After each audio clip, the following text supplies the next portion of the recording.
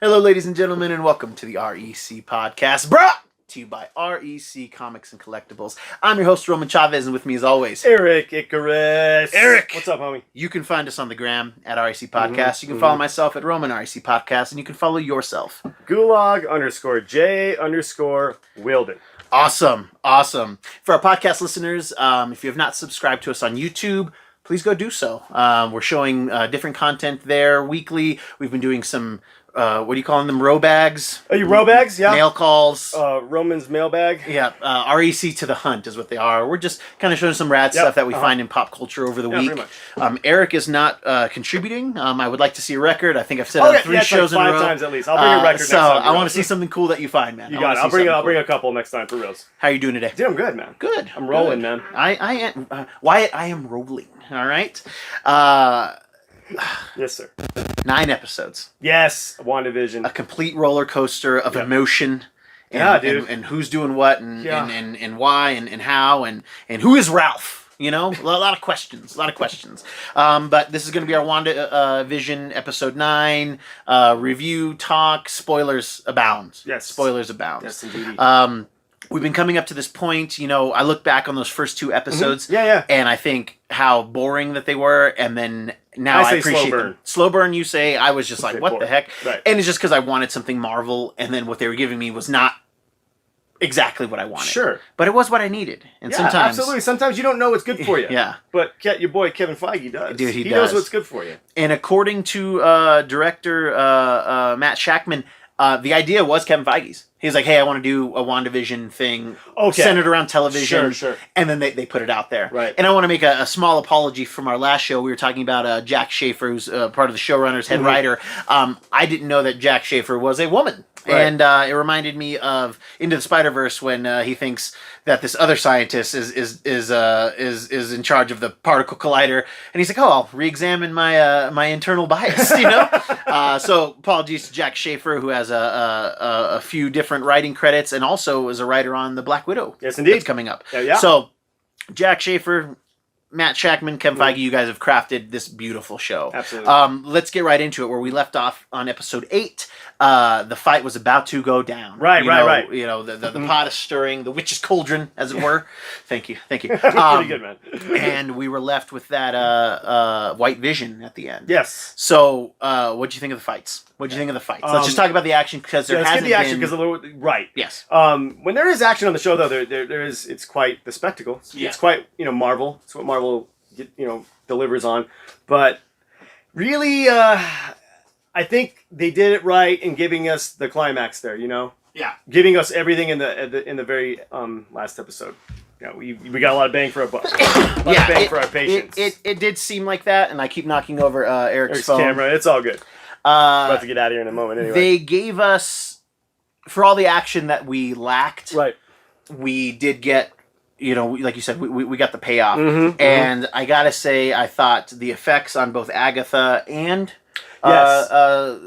Scarlet Witch were amazing. We're really good. Really cool. I love purple energy. I guess I love red energy. And it's too fun. I think Catherine Hahn really gave us this excellent performance of a character that, again, nobody knew that they wanted. Right. I would have said to you, we will never see Agatha Harkness. Yes. And to get her in this fashion was pretty breathtaking. Right. I thought, again, the effects look good, the flying looked good. When Wanda launches the car at her, which was very reminiscent of Civil War when she does it to Iron Man. There was a lot of callbacks to like her using her powers in different ways when she goes into Agatha's mind, which was very much what she did to Tony Stark and really the other Avengers. Oh yeah, it was awesome. I absolutely loved it. We got to see more of the family aspect when we have the sword agents coming into the Hex. Yes. And we have Billy and Tommy kind of like helping out their mom. She says, hey, take care of the military. Yes. And there was a fun thing in there, and I wonder if you caught this as well. But when Tommy is running around, taking the guns from the cops, when he stops, he has one of their hats on and sunglasses, just like Pietro did from in Days of X-Men, Future yes. Past. Which- That was an awesome nod. Awesome nod. Yes. Awesome nod. And just more reasons And to... more flexing on Marvel/Disney's part. Like, hey, we got your movie. We can reference Yeah, it. we can do whatever we want now. So that was pretty awesome. Very cool. You had a very like Incredibles moment where you have Vision, the kids, and Wanda like getting ready to square off. Yes. But arguably the most, Again, they just keep finding ways to wow me. But the Vision on Vision, the double Vision as it is, fight was fantastic. Yes. I do think that they missed an opportunity to use James Spader's voice. However, I've figured out why. But I figured out why they didn't, and I'll get to that in a second.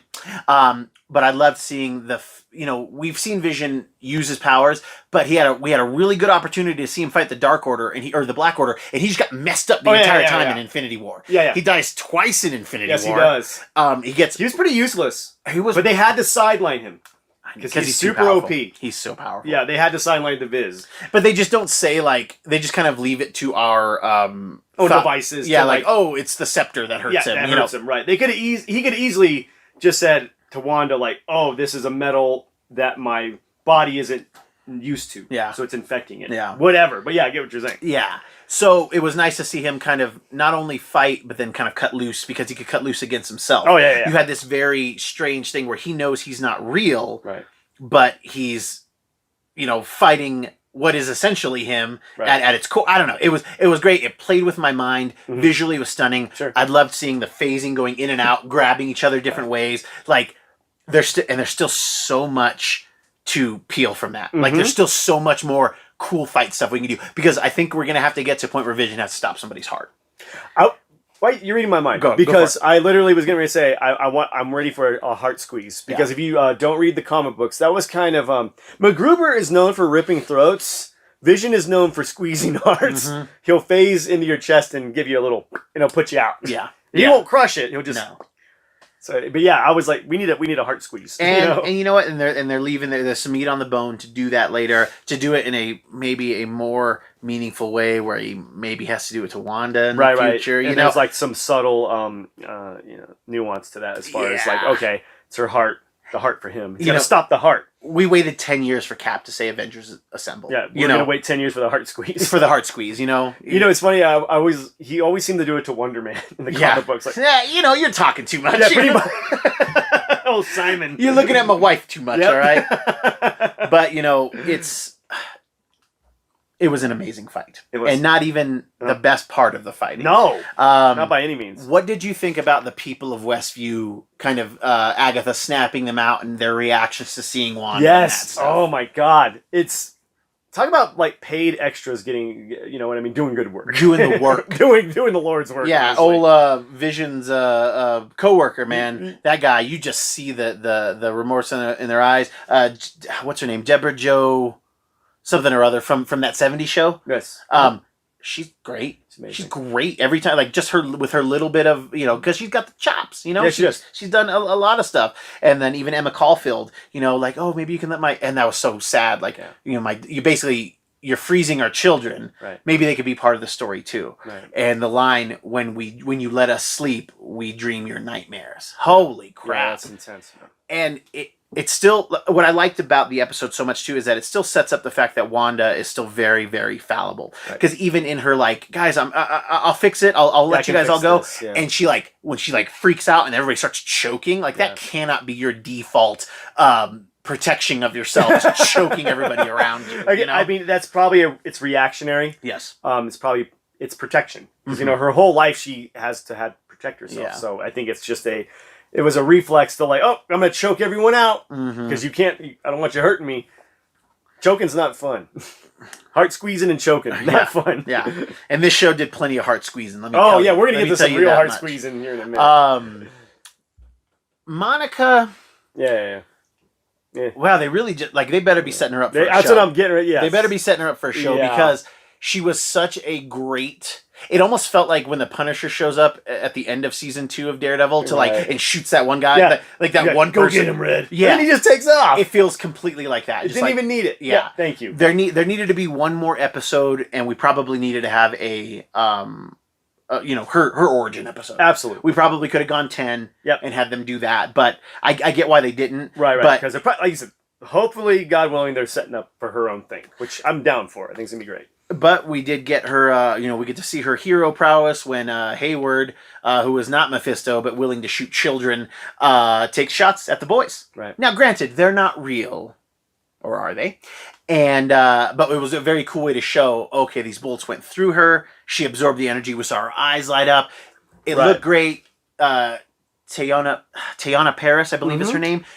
She's killing it. I give me more. Yeah. Give me more. Yeah, dude. Give me more. I hope she shows up in... I hope she starts showing up in these other things, because she could be in Falcon Winter Soldier. No problem. Yeah.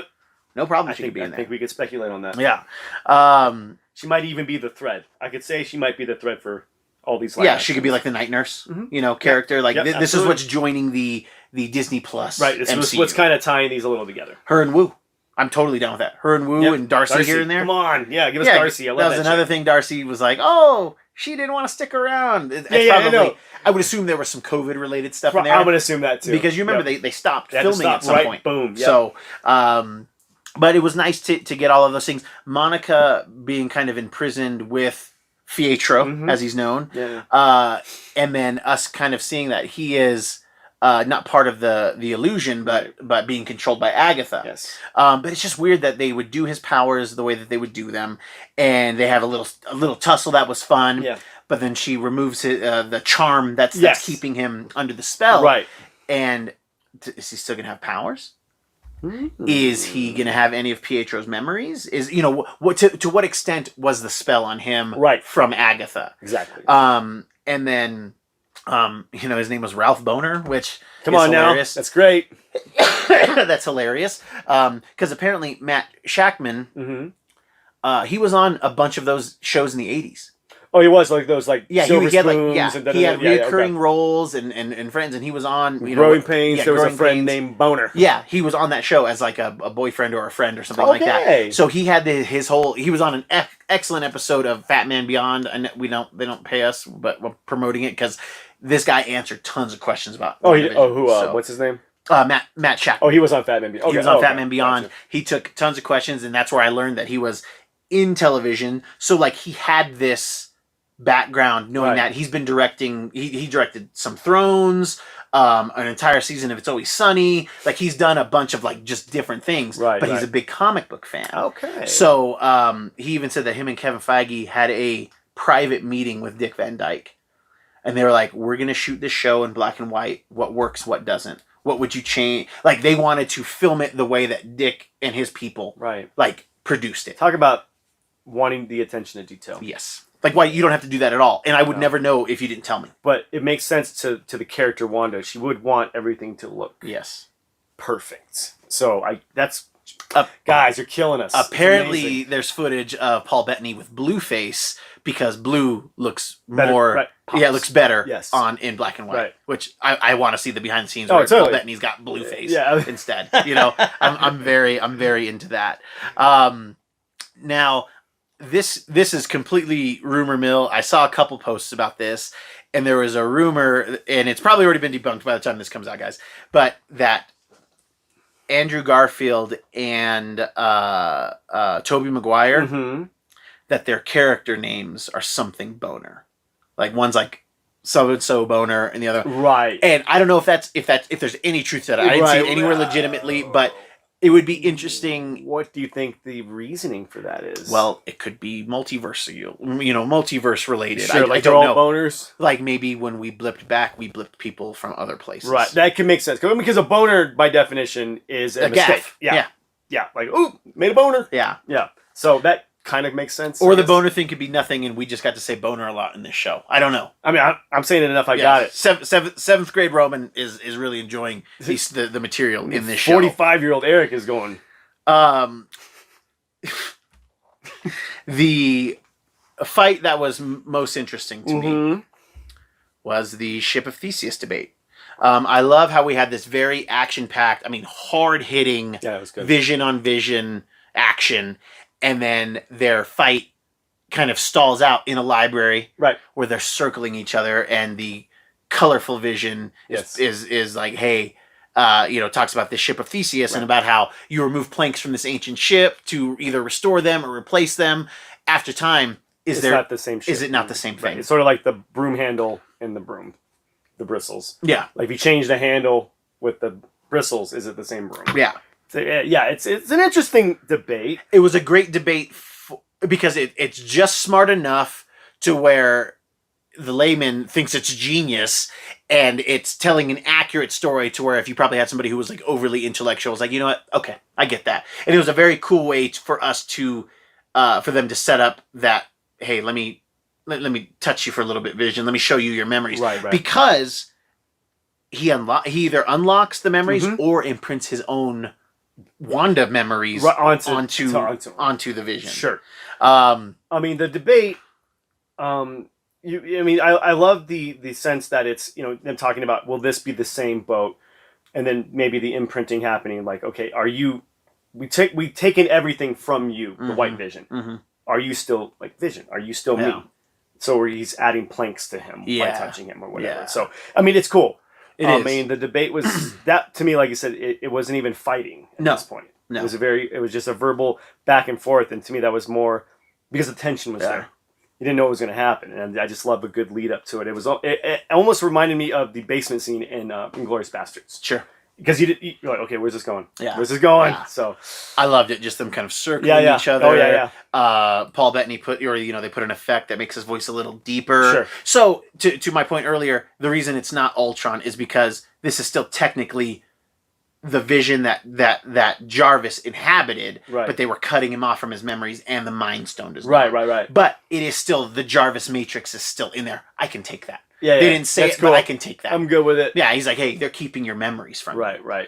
And even Hayward's like, hey, is the Vision still under our control? And they're like, he's kind of overheating, but I think he's still responding to us. Yeah. So now where does he go? Right. We know from the comics, this is very similar in the comics, where there is this kind of this cold, unfeeling Vision. Which, how dark was that when he is like Wanda, and he's like trying to squish her head? That was awesome. It was really awesome. Yeah. Dark. Yeah. I mean, I didn't realize this show was going to be as dark. I didn't realize it was gonna tug on my heartstrings as much as it did, because you have this, the Great Witch battle, which is fun and makes some sense. But we're seeing Wanda really get more use of magic, just like being around it, right. Understanding of magic, she's a phenom and just picking it up pretty quick. Yes, we have Agatha telling her that the Darkhold has an entire chapter about the Scarlet Witch, right, and has a very interesting image in the Darkhold book to represent the Scarlet Witch. So we're like, we've been talking about it. Like, if Phase 4 is just like kind of quasi books of magic, like, I'm totally into that. We're good with that. Yeah, absolutely. I don't think it's what they're planning on doing, but we're gonna have 3 movies that are definitely good. And 4, I think with Loki, I think we're gonna have 4 different things that will have heavily mystical elements to it. Right. Yeah. Which I'm glad they're going in this direction. Yeah, me too. Because you beat DC to it as well. Big time, absolutely. You guys keep missing the boat. What a boner. I don't even know where I was going. I'm so sorry. Oh, no, it's all good. Because you wanted to say boner. I wanted to say boner. I get it. Marvel keeps coming up. Marvel got to magic first. Yes. Right. They kind of alluded to it really early on in Phase 1 with Thor, talking about how Asgard is where science and magic meet. Yeah. And very much alluding to, magic's a real thing in this universe. Yeah. But on Asgard, you didn't know what was what. Yeah. What was science, what was magic. Yeah. And they had these floating ships, but then they also had gurus over Jane, So it goes to show you maybe science is applied knowledge of what we understand. Yeah. Magic is, something no one really understands, but we can harness it, I guess. Maybe that's what Asgard's doing. But I just thought it was a good call. They were setting this up. Yeah. Unintentionally, I'm assuming, 10, 15 years ago, whatever. Who knows, man? Kevin Feige, that guy he's visionary. He is visionary. He's the vision. Yeah, it's pretty bananas. I like how it ends with her kind of trapping Agatha in there. I mean, that's not going to lead anywhere. Good. But kind of keeping her in that role, because what, is she supposed to go back to Ralph? I don't get how they're going to leave her there. How does Sword not pick her up? Maybe they don't know though. That's a good point. They might not know that it's Agatha. Yeah. So she's just leaving her here. I think she's leaving her there so she can come back and reference if she needs to. Sure. But it's it's very careless. But let's not pretend that any of Wanda's decisions really are Right. have a lot of We're thought. talking about a broken person, A broken, emotional person with very crazy amount of power. Yeah. But thing is broken, but still a good person. Mm-hmm. Broken person, but good person. Yeah. But has all this crazy amount of power, but still wants to do the right thing. Yeah. But like you said, kind of wants what's hers. Yeah. Why am I not entitled to something? Sure. You know, and that's where we get a lot of these cool quotes. Yeah. You know, this thing was ripe for it, and I was talking to Eric before the show. Is there any better like ending line delivered than something that Paul Bettany does? I know. This guy, I mean, and by all accounts, lucked into this job Pretty much. as the Vision. Like he said, every time Marvel called him, he thought that they were going to be firing him to some extent. Like, we don't need you. Yeah, and even when he got the call to be, he was like, okay, this is going to be the courtesy. Like we're gonna let Paul go because he's like, I died twice in Infinity War. Like, I'm not what else am I gonna do? Yeah. And they're like, oh yeah, no, we're here to pitch you a show. And he's like, oh my gosh. So right now, I mean, still going. And Jarvis is an old school first film. I mean, Paul Bettany's been in since the beginning. He is. He's one of the holdovers from the beginning. He stuck around longer than Tony Stark. It felt a little ham-fisted, but they did it a couple times within the show, and they did it again with Monica, where we kind of have Wanda's like send off a bit, and actually, you know, we'll come right back to that because we got to talk about the goodbye. Yeah. Oh God, I cried. Oh my God, I cried. I watched the show twice, balled up, but you know, them putting the kids to bed. Mm-hmm. Vision seeing the hex collapsing, like coming towards them going downstairs, Wanda kind of turning off the lights, and then Vision turning them back on. Right. You know, wanting to see her. Yeah. And you just have this very touching moment of this world coming down, and you know, Vision just wanting to say goodbye, postulating that whole thing of what a robot, what a synthezoid, what an android, what Data, what Vision, all of these guys. What am I? Right. And she just flatly tells him, you know, you are, you know, my hope, my sadness. Right. You're what's left of the Mind Stone in me. Right. And just when it's coming up, and she's, you know, he says, you know, we've said goodbye before, right. So it stands to reason we'll say hello. And she says, we'll say hello again. Yeah. And I was just like, yeah. Oh, I mean, gosh, those lines chilled up right now.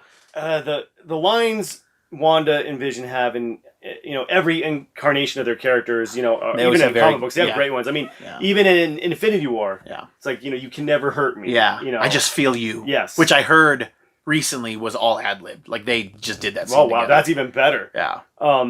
It's heartbreaking, man, because you know, because they ad-libbed that and then they put that in. I can't feel you when she's like sees his body. Yep.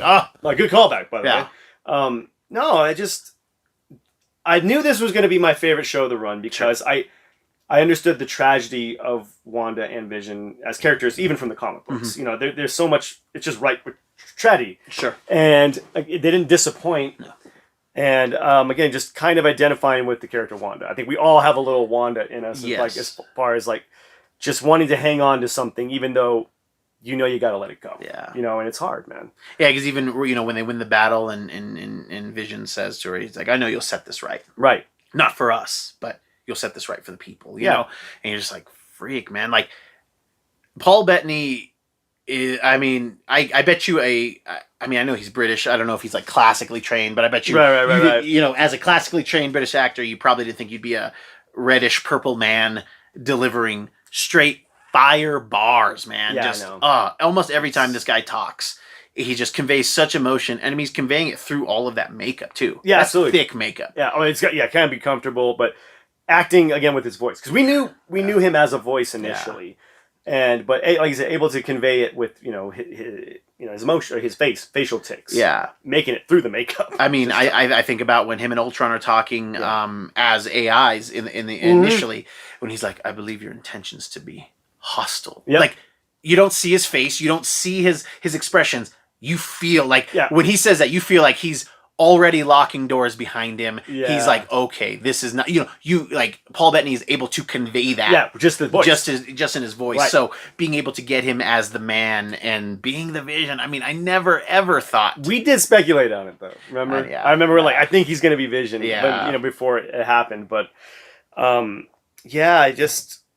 I'm glad. I want a season 2. I don't know if we'll get a season 2. Well, we could because we had some credit scenes as well. We did, but that could be for movies. Okay, so the first credit scene, and this kind of goes into what I was talking about when Wanda's leaving at the end, and Monica is kind of our proxy at this point, and she's, we see the townspeople looking at Wanda, and they are, if they had pitchforks and fire, that's the only thing they're missing.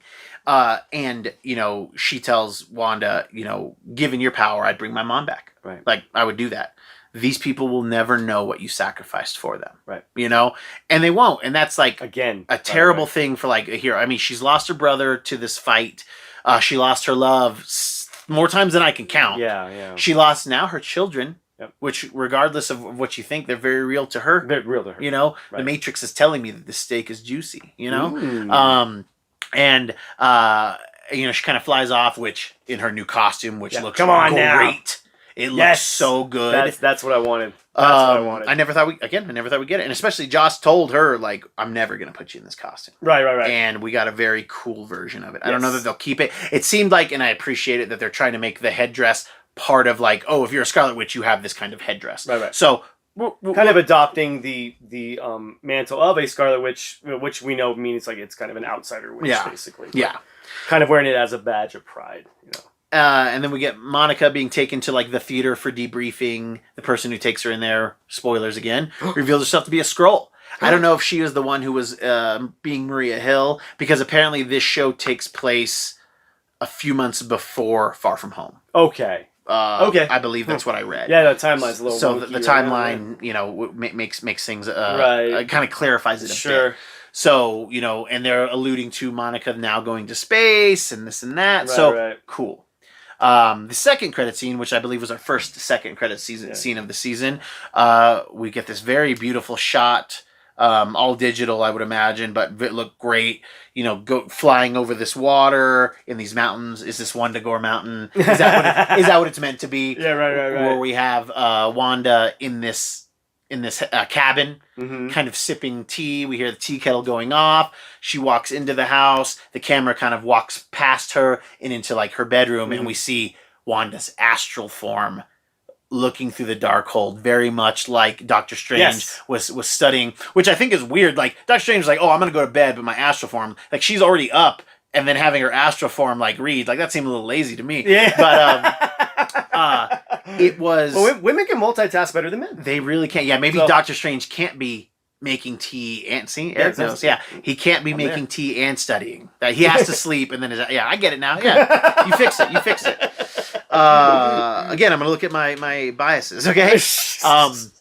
And she's looking through the Darkhold. You're seeing crazy stuff, and then you hear Tommy and Billy. Yep.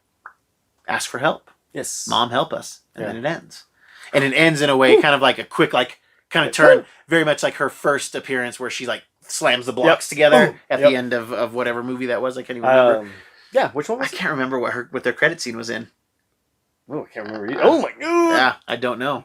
Might have to get on that. We're looking like fools. So to your point about a season 2, I mean, right there, where is the Vision? We never saw him again after the ship of Theseus discussion, and he says out loud, "I am Vision." Yes. Very I am Iron Man feel. Flies off. So where'd he go? So we could have him rediscovering himself, right, and then looking for Wanda. Mm-hmm. We could do something like that. But according to Matt Shakman, there is no thought of having a season 2. But I mean, this show was so good. I think they might even just give it a movie. I mean, I would be down. I think I'm gonna be down for it, man, because it's gonna be and it would be quite smart, I think, to have them do that. But having the kids call for help. Now, I'm so glad that Mephisto never showed up. Me too. Because it was everywhere. It's what we thought. What the masses thought. I started to definitely buy in a little bit towards the end, but I was never because nothing about it rang true about Mephisto. No. So I still Captain Winter Soldier. Winter Soldier was when they showed it. Okay, so yeah, I'm totally fine because I do think Mephisto is a much bigger character to do. Very much so. So, and the show is huge. So, yes, in my limited scope, I didn't think the show was going to have the scope it did. No, I didn't either. And now I think they can show major people. Absolutely. I think this. I mean, we need a season 2 or a movie from this. because, like you said, it did leave a lot of questions unanswered, and I'd be down for either or. Totally. I think it does work better as a series, but I'd really like to see it on the big screen. Yeah, I want more Elizabeth Olsen and Paul Bettany on the big screen. The thing is I think you could do a WandaVision film because you were able to do the show. Sure. Because we do want more action. Like you couldn't do the TV thing again. No. So you these guys are Schaefer and Shackman. They really had a good vision. They did. They really did. Again, we can't say it enough. We can't say it enough. Yeah, I mean, it just, I don't know, man.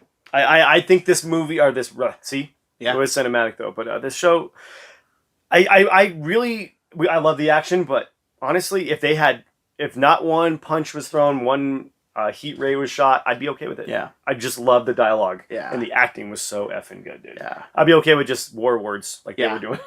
So strong, so interesting, exceeded all of my expectations, and I was excited. I have concerns that, and I was talking to my brother, and he was saying, he's like, how is Falcon Winter Soldier going to be any good? I was like, they're going to be different. Yeah, it's just different. You can't even really compare it, honestly.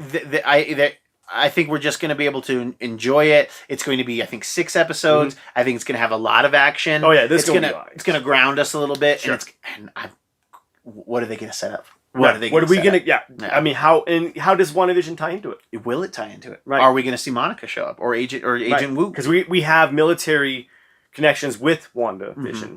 and of course, we're dealing with 2 military. We know Sharon Carter is going to be in it, so it opens up a lot of doors. Yeah, I'm excited, man. But if I could leave you with anything, guys, I would just say, don't let your love for WandaVision hurt what your love could be for Falcon Winter Soldier, because what is the MCU if not Falcon Winter Soldier persevering or whatever? All right, kids, that's our show. If you like what we're doing, please hit that subscribe button. Again, if you're listening to the podcast, go check us out on YouTube. If you're just checking us out on YouTube and you need a low battery car listen, check us out on the podcast. Subscribe everywhere, guys. Subscribe everywhere.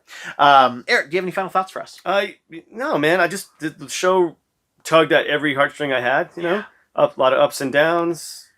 I wanted her to be happy. I wanted her to get something. That's what I'm saying. I felt I was identifying so much with that character. Yeah. And it, like, a little too much. And, but sometimes you just got to keep striving for what you want to find. Yeah. And she is. Yeah. She heard her kids asking for help, and she's got her mission now. She's going to go. And eat at Arby's, kids. Yes. Oh, God. Kids, a thing isn't beautiful because it lasts. I've been your host, Roman Chavez. I'm still Eric Icarus. And we will catch you on the next podcast.